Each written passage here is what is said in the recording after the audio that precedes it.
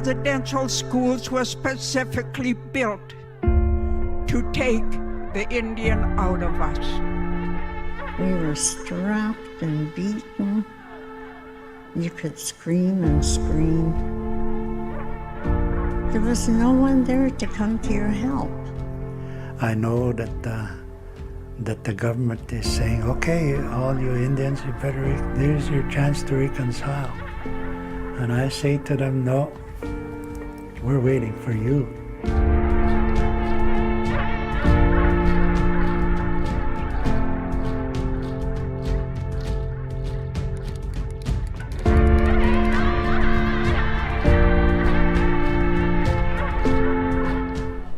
This is where, being an Indigenous person, a child, that's where it stopped, right there, this moment.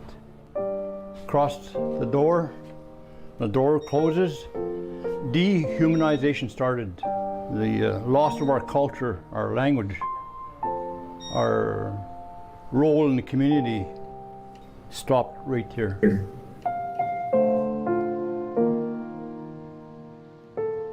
If you want to be isolated, this is the room.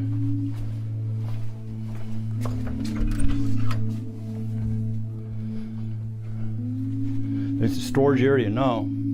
What would happen in this room? Oh, you're punished, strapped, speaking a language, running away, being caught, behavior. Behavior did not reflect a bad person, but that behavior was wanting to go home and be with their parents.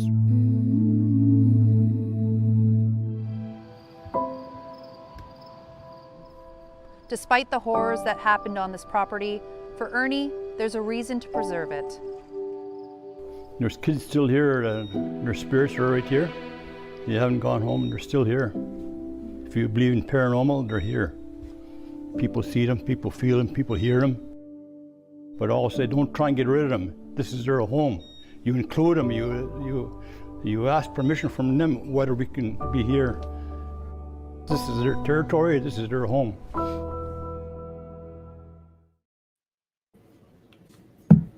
Good morning, Nithya. Thank you for joining me in today's Bourbon Street and a very important week. Hi. It's great to have you here. I think as we kick things off today, I'd love to ask you to do a land acknowledgement before we start the show in honor of National Truth and Reconciliation Day. Appreciate it. So as you join us today, we encourage everyone to reflect on the land that you're on, who the traditional keepers of the land are, what the treaty relationship is, or if it's unceded territory. We are located on the treaty lands and territory of the Mississaugas of the Credit and the traditional territory of the Anishinaabe, the Wendat, and the Haudenosaunee. The territory is within the lands protected by the Dish with One Spoon Wampum Belt Covenant, an agreement between the Haudenosaunee and Anishinaabe, and allied nations to peaceably share and care for the resources around the Great Lakes. Today, the meeting place of Toronto, also known as Takaranto, is home to many diverse First Nations, Inuit, and Métis peoples from across Turtle Island, and we are grateful to work on this land. Thanks for having me, Mark. Excited to be here. Excited. Well, thanks very much. We're going to spend a lot of Weekly Pulse today talking about truth and reconciliation and how different provinces and businesses have responded. Then we're going to jump into Sponsorship X and have some conversation, obviously a big rebrand out of CIBC. And then I'm excited because you're going to take us through one of my favorite topics, which is talking about purpose. And I know that you've done a lot of content on this, a lot of work in this area. So I'm going to try to be very un-MH3-like and hand the mic over to you and shut up and listen for a change. So to kick Sponsorship X, to kick off Weekly Pulse, getting my mind screwed up there. Let's have a quick sort of summary of, what's gone on in the last week from across the country. On the eve of September 30th, many Canadians are prepping for a new federal statutory holiday. But some provinces have made the decision not to officially observe the first ever National Day of Truth and Reconciliation. What were residential schools, or what are the traumas of residential schools? What are the truths and realities of residential schools? They need to learn this. The new Day of Reconciliation was created by the previous Liberal government, a day for Canadians to reflect on the legacy of residential schools. Despite a federal effort, Alberta, Saskatchewan, New Brunswick, Quebec, and Ontario have chosen not to recognize September 30th as a statutory holiday. Only federal servants and banks will have the day off. Because many Canadians, I've been to several events in the past 3 weeks, and many Canadians are asking, like, well, what is this National Truth and Reconciliation Day? They're not aware that it relates to those residential schools. In Ottawa, Nigel Newlove, City News. So I think the last statement was interesting to me, just that comment about awareness. So I'd love to maybe get your perspective on, hey, some provinces are in, some are not, and then what the bigger conversation is for you. Yeah, I think, when we think about this day that happened yesterday, I think there's a couple of things, right? I think one, the government rolled this out because it is an action within the calls to action within the National Truth and Reconciliation or the Truth and Reconciliation Commission's report, but they kind of did it silently, and we all kind of heard about it a little bit, but there wasn't a big splash about it.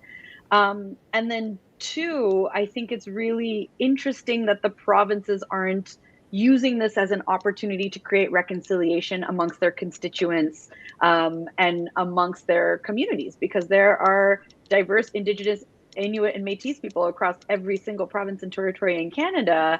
And we have the smallest provinces like PEI really putting their arms around it, embracing it.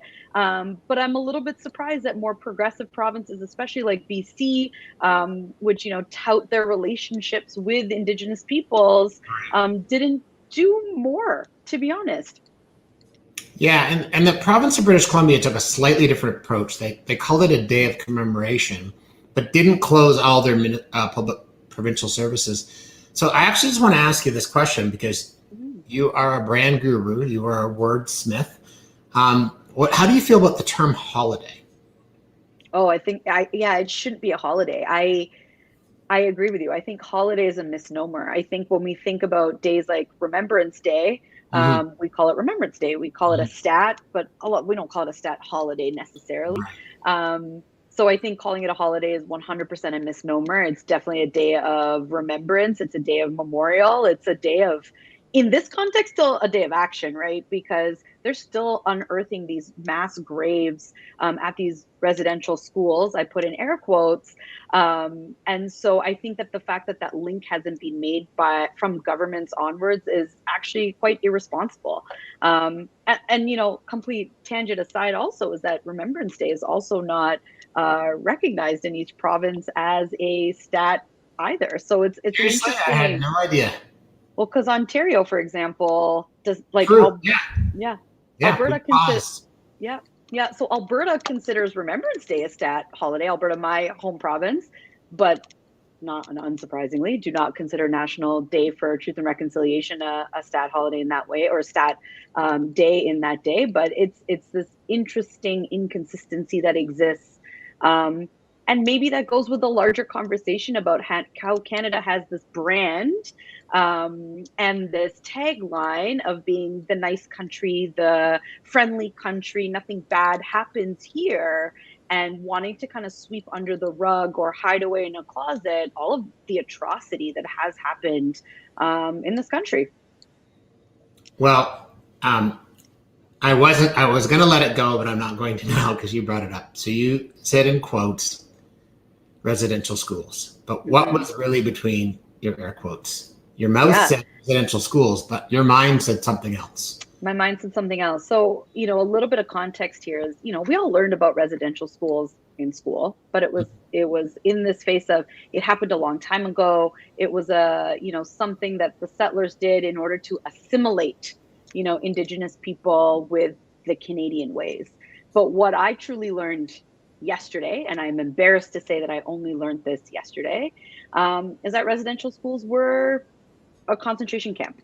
Residential schools were a means to exterminate not only Indigenous culture, but dare I say Indigenous people as well, as we found 6,509 bodies of children and counting. And a lot of the terms of residential school, etc., are they're sanitized colonizer words in order to have this rosy picture of history versus what it truly was, and not in the past, like closing 25 years ago. Right. So as a 56-year-old, if I wasn't Black, if I was Indigenous, I might not be here because I might have been taken away from my family, sent to one of those Indigenous schools, and potentially be in one of those graves. So if I think you're also, potentially a 20-year-old Indigenous person in this country, you were in a residential school. Like, to give you that context, right? 1996, we all remember it. let's have a look at how some companies dealt with yesterday and kind of their approaches. On Canada's first National Day for Truth and Reconciliation, private businesses don't have to close, but Made with Local is. It's important to me as a founder of a company that is operating on the unceded territory of the Mi'kmaq people here to honor that day. Employees are also being given books written by Indigenous authors. It's one thing to give your white staff the day off, to feel like a vacation, and that's not, really the intention here. I wanted it to be about learning. Tatalia Nahaney helps companies start conversations about reconciliation with workbooks, a board game. I really love this square. I learn local greetings. And live corporate sessions, but this year... And I really can't keep up. So she's expanding her business with 1-hour on-demand online courses on territorial acknowledgements, etiquette for allies, and more. So until you and I chatted, I didn't realize that there was an entire section of business and corporate calls to action from the Truth and Reconciliation Commission. Could you maybe talk a little bit about that?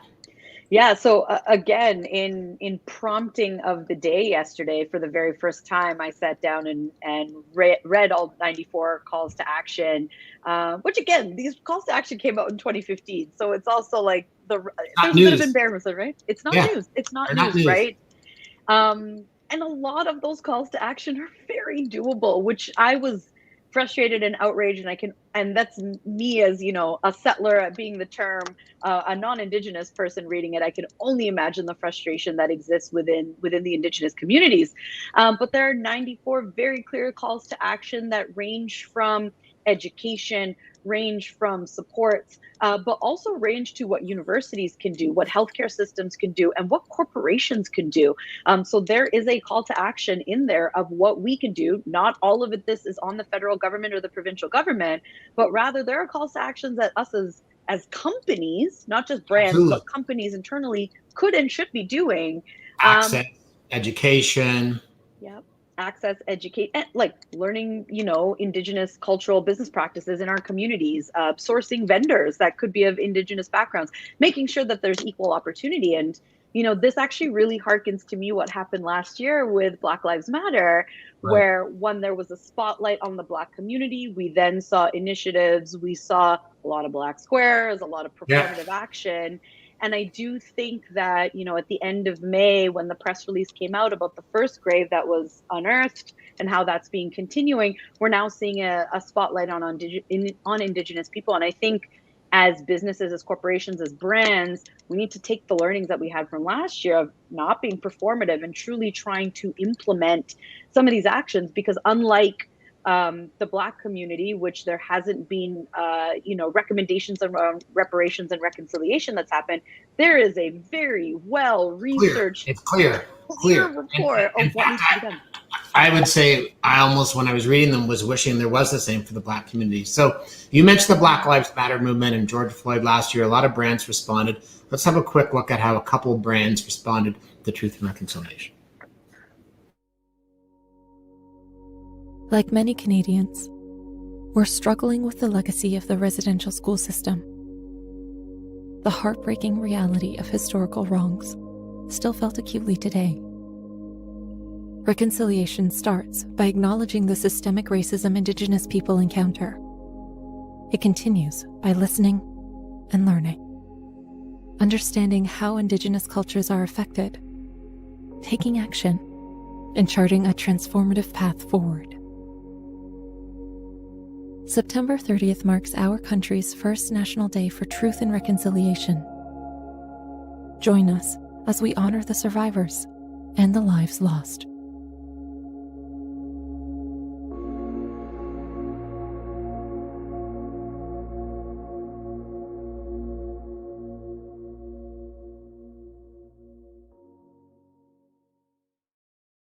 So I hope Meridian's doing something more than just put out content. But then, I found out the other day that people were going as far as orange donuts. And at first blush, one might wonder, does this make sense?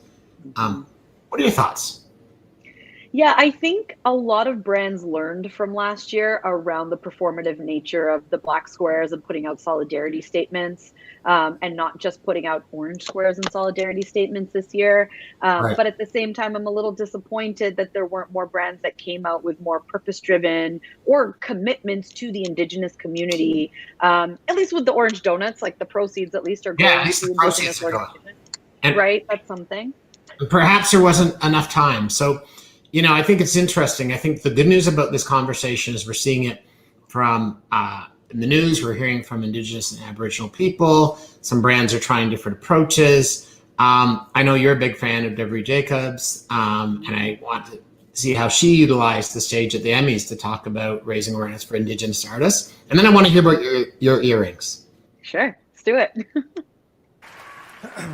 Hinche Stungo. We are here on television's biggest night as creators and actors, proud to be Indigenous people working in Hollywood. Representing the first people to walk upon this continent. And we are really happy to be here. Thankfully, networks and streamers are now beginning to produce and develop shows created by and starring Indigenous people. It's a good start, which can lead us to the day when telling stories from underserved communities will be the norm, not the exception.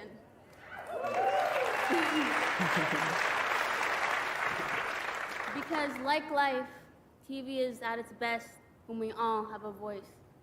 Here are the nominees for directing for a limited or anthology series or movie. Okay, I love that. I love that comment about when we all have a voice. Yeah, I think there's been so much conversation within Hollywood around representation matters, right?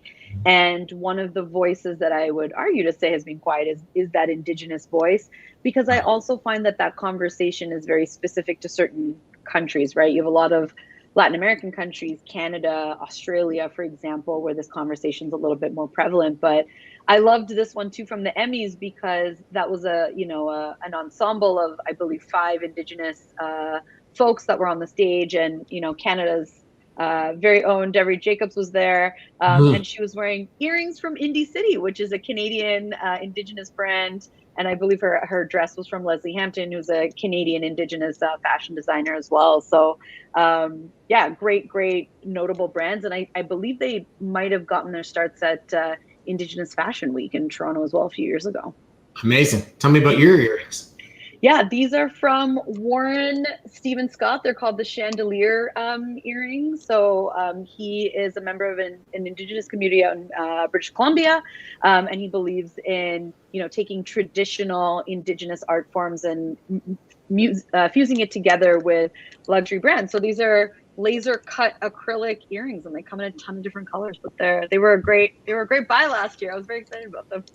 Love them. So that was probably our longest weekly pulse ever. We're now going to jump into Sponsorship X. We're going to kick things off with a pretty interesting video from Netflix, who's getting Canada excited about filming across our beautiful land.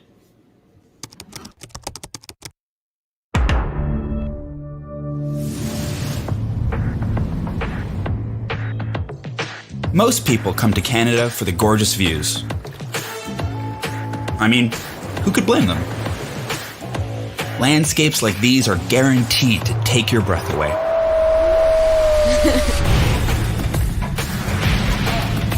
But seriously, we don't just have good views. Want to be a lumberjack for the day? You can do that. Feel the energy of the big cities. Or take a breather by visiting a small town. You might even run into a familiar face. Would have been like Drake and Josh, but no Josh, like just Drake. But not Drake. Drake. We should all go to a concert together. Okay. You'll probably want to stay up all night. And if you get hungry,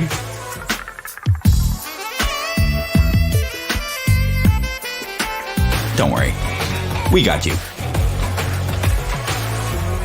So, that's Canada, eh?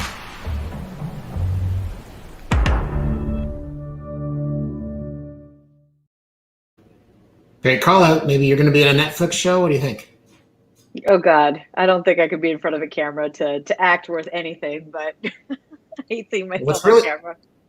What's really neat, Netflix has just run some research and shown that when people outside of Canada see Canadian content, they're like 25% more interested in traveling here. But tying back to what we just talked about, Weekly Pulse, they're actually 22% more interested in Indigenous culture. So it's kind of interesting how this, people talk about it, right? You can't be what you can't see. You can't appreciate what you don't know about. So I think there's an interesting connection here.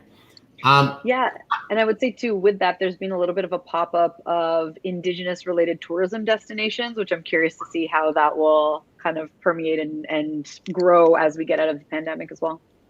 So this Sunday marks the CIBC Canadian Cancer Foundation Run for the Cure, one of the hallmark events in our country. In fact, it's actually the very first not-for-profit project I ever had.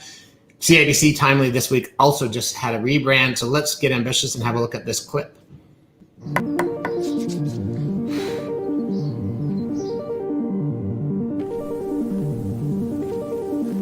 At CIBC, we believe the difference between having a dream and achieving your dream is finding someone who cares enough to help make it real.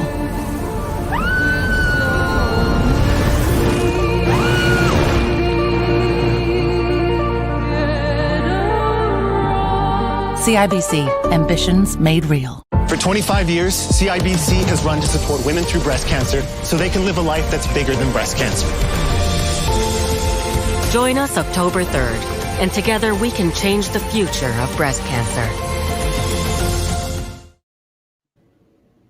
So they've done a great job pivoting their event. They've got a national ceremony, getting people excited, performers, Chantal Crebiac and others, and an incredible cause. And what I love about this event and this partnership, you and I have worked a long time in the client service business, me longer than you. So often you see somebody do something for 2 years and move on. And so kudos to CIBC. And I just think that their brand platform ambition ties into tackling breast cancer as well. Mm-hmm. Yeah, I agree. So speaking of clients, Forbes magazine came out with an interesting study this week about the most influential CMOs of 2021. There's 50 on this list. I encourage you to go look it up. What I think is really interesting for me personally is I've often talked about like entrepreneurs like Steve Jobs who are larger than life. They are part of the brand, the Jack Welches. And there I just named two men. But now you're seeing the CMO. I've been following Bourbon St. for example, for a long time, and this woman lost her husband to a brutal bout of cancer in 2013. She has built herself as a brand. Peloton's had some ups. Pandemic's been great for business, some downs, children dying on their treadmills. That horrific ad they ran where the husband bought for his already perfect wife a Peloton.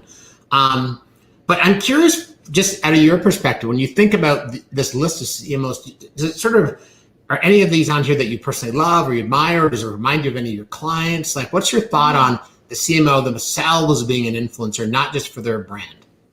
Yeah, I think, a couple of things. One, I think it's great to see that the top of this list also has some women of color, especially because this industry of marketing and communications, and public relations, etc., is usually like 70% women, but the heads of these organizations or leadership positions within this field is usually held by men. So it's really encouraging to see that the top spots are being held by women. I think the rest of the list, I want to say there was maybe 10, 15 women in total on the list.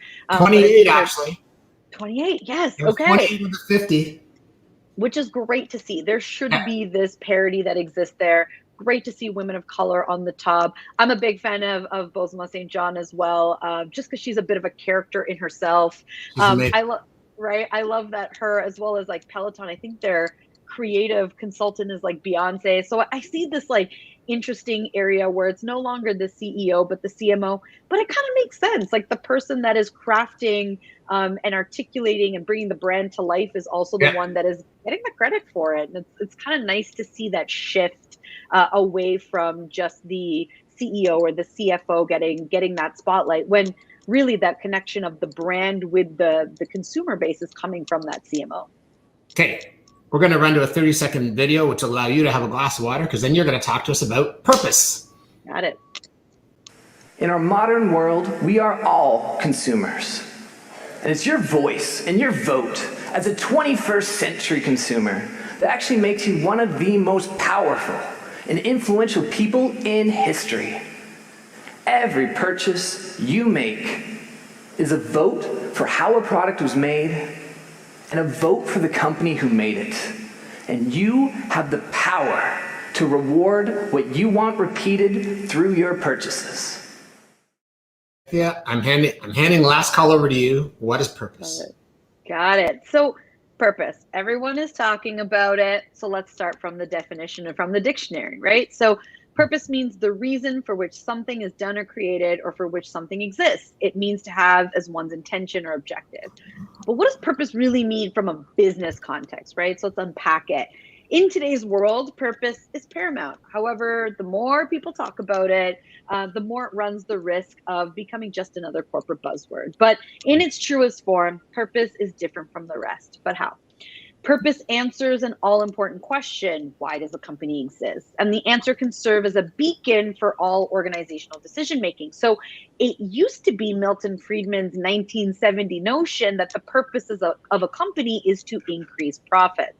Right. But the definition of purpose has kind of evolved, right? So on the next slide here, we're going to have the future of the corporation program at the British Academy defines purpose as the purpose of a business is to solve the problems of people and planet profitably and not profit from causing problems. So a corporate purpose, right? So it's really around this idea of companies helping people, organizations, societies, nations to address all of the challenges that they face while trying to minimize problems that they might create. So CEOs, they're getting behind this idea of purpose-driven brands. And why does it matter so much in the market, right?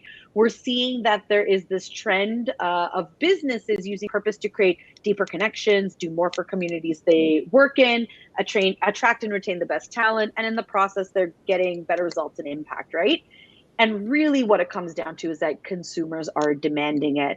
There was a study from Edelman that came out that said that half of surveyed global consumers believe brands can do more to solve social problems than governments. So that onus and responsibility is shifting from governments to brands in itself. And there's a couple reasons for that, right? One is social media, the internet, globalization has completely democratized information sharing.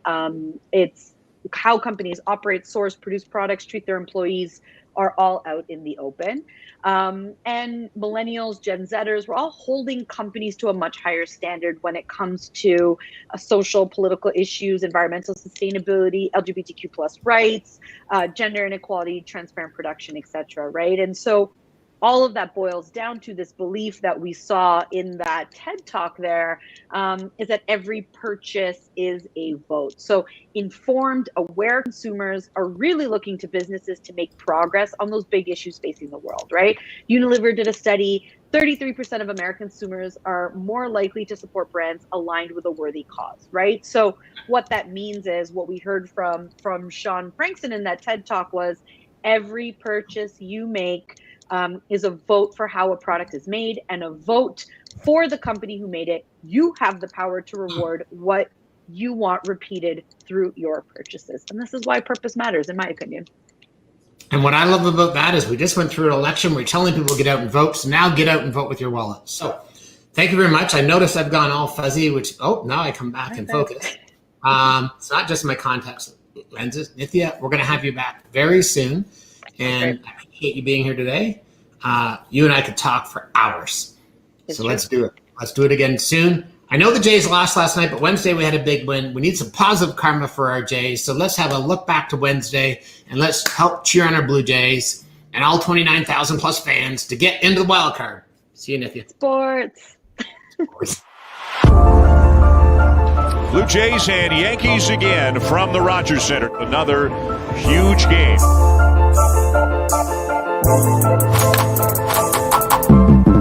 I know you've said in the past that you don't necessarily go up there looking to hit a home run, but what were you looking for in that particular at-bat? Yeah, I was trying to hit a home run there, actually. To right center field. Did he get enough?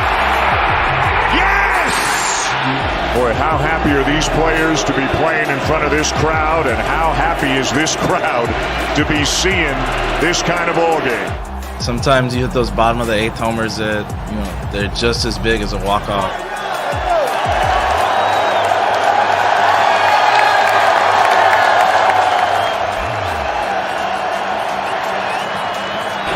Popped him up. Springer is there, and the Blue Jays win it.